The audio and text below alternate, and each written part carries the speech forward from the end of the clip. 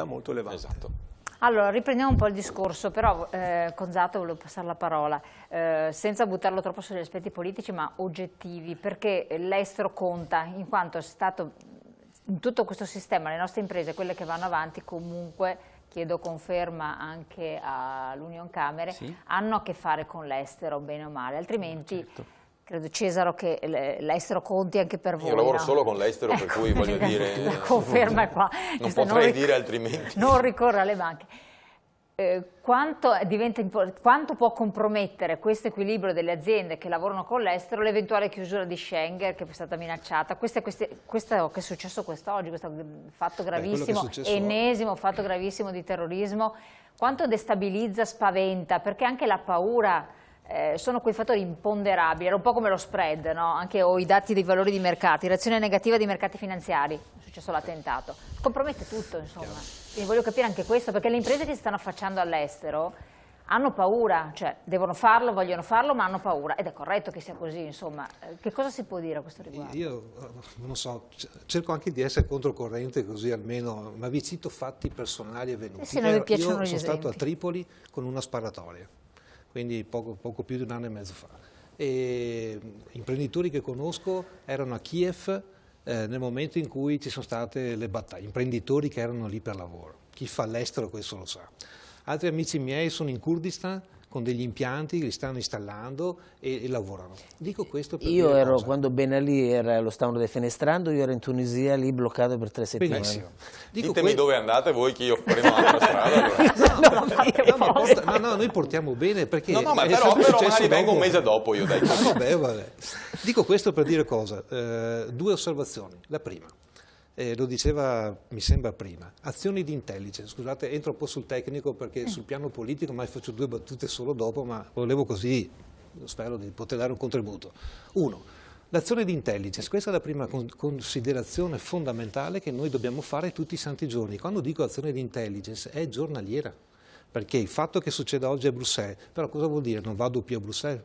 Se domani mattina c'è stato l'attacco al Cairo, non vado più a lavorare al Cairo. Questo non succede, perché i nostri imprenditori, a differenza di qualcun altro, prosegue, perché è nel loro DNA. Quindi l'azione di intelligence mi serve per monitorare i mercati, per cercare di valutarne i rischi, ma rischi ce ne sono. E intelligence da parte di chi? Da parte dell'impresa, e l'impresa si deve avvalere di chi ritiene, di consulenti per avere informazioni fresche dalla Cina, di una promise come possiamo noi, da associazioni di categoria, di studi fatti da Union Camere, da chiunque esso sia, ma deve avere notizie vere di fresca mano. Questo è secondo me la prima considerazione. Secondo, guardate, io lo dico, e di questo non sono oltremodo convinto, si continua a parlare di globalizzazione dei mercati quasi fosse un unico, niente di più sbagliato. Noi adesso stiamo agendo i mercati regionali, perché quando noi entriamo in Iran, e presumo che lo sappiate tutti, se io ho il passaporto col timbro dell'Iran, io ho i colleghi che vanno in Arabia Saudita, in Arabia Saudita devo farmi il secondo passaporto, perché se ho il timbro dell'Iran non posso fare. Morale, si stanno aprendo mercati regionali. Se io affronto l'Iran, devo affrontare la Cina, non ne parliamo, perché quando parliamo di Cina non diciamo niente, cioè noi dobbiamo andare a vedere le diverse aree della Cina, anche gli Stati Uniti stessi, cioè quindi i mercati sono regionali. E io devo agire il mercato regionale e, passatemi il termine, e in questo caso diventano appetibili anche per il tessuto delle nostre imprese, se agisco a livello regionale. Terza considerazione, quando io agisco a livello regionale, qua vengo alla domanda che facevi prima, ci diamo tutti al tu, che facevi prima.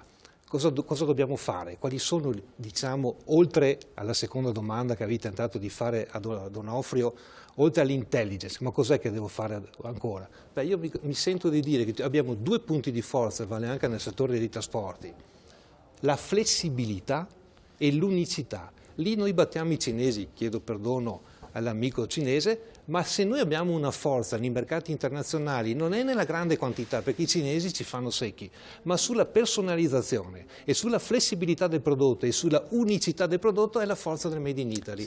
Se io vengo al ricco cinese, parlo di quello onesto, non del ladro che abbiamo detto prima, lui vuole il made in Italy, perché l'errore che alcuni italiani, compresi i padovani, hanno fatto è stato quello di inserire componentistica cinese per abbattere il costo del prodotto finale. Sbagliato, perché il cinese ricco vuole il made in Italy originale, perché di copia me li insegna lui come fare. Esatto. Allora, se noi teniamo duro, è faticoso, ma se teniamo duro noi riusciamo a vendere in quel caso qua. Ultima battuta. Dovremmo lavorare in innovazione da quel punto di vista. Guarda, assolutamente. Cioè noi, guarda, non allora ci io, Presidente, permetti una domanda. Permettimi una domanda, ma allora, anziché investire 12 miliardi in 3 anni per gli sgravi alle imprese, non potevano essere investiti questi 12 miliardi per incentivare le imprese all'innovazione, per darli alle aziende che assumevano lavoratori in più? Andando allora in questa direzione. Allora mi prendo in prestito la battuta di Cesare, vero? Che condivido. Assumere. Per assumere bisogna avere lavoro. Allora il primo tema in Italia è procurare lavoro. L'assunzione è una conseguenza. Allora quello che in Italia non si parla spesso è occupazione. Ho capito. Prima domanda, chi dà occupazione? Le imprese. Io non conosco altre situazioni che diano occupazione e che diano anche reddito. Le imprese devono avere lavoro. Allora a questo punto, e vengo all'innovazione, guardate, questo è un parere personale sulla base di quello che vedo in giro. Anche qua, noi in Italia andiamo avanti a mode.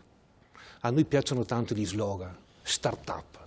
Ecco, su tutta la partita delle start-up bisogna avere il coraggio di dire una cosa. Lo start-upper non è un imprenditore. È un giovane o un over 50 che ha trovato una grande idea, che ha capito, ha inventato un'app, ma non è capace di produrlo a livello industriale, non è in grado di farlo diventare un prodotto che sia vendibile. Allora qui cosa fare? Per esempio una proposta che noi stiamo portando avanti, mettere assieme lo start-up con l'imprenditore, che non sono la stessa figura.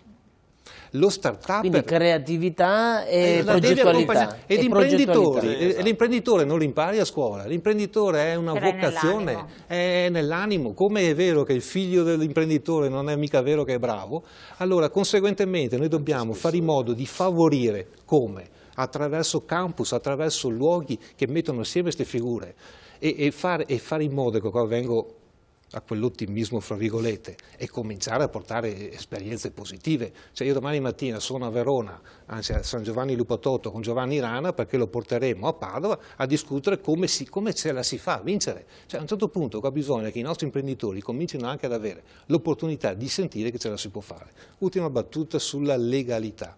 Guarda, la legalità non ha colore nazionale, non è né cinese né italiana, la legalità è trasversale.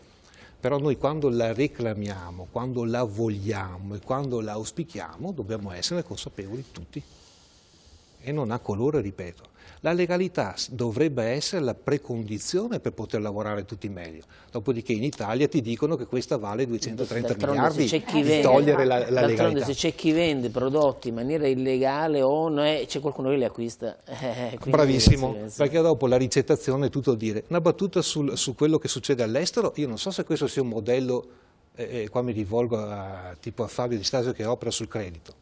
Com'è che si esce dalla logica dei bilanci, qua non è che i bilanci siano, ma i bilanci sono scritti in un modo tale che possono essere intellegibili alla banca, mettiamola così. Singapore il problema l'hanno risolto da una vita. Come funziona il sistema del credito a Singapore? Dove la legalità diventa premiante.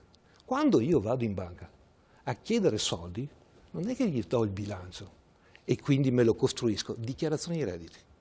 Fine. Sulla base della tua dichiarazione di redditi ti viene concesso il credito.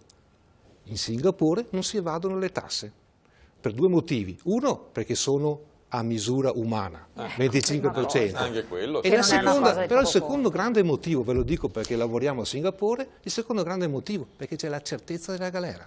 Sia per le persone fisiche che per le persone giuridiche. Assolutamente. E quando tu vai in banca, la banca allora vedi che la dichiarazione di redditi, in questo caso il dichiarare il giusto, è premiante perché quando vado in banca a chiedere soldi fa fede quello.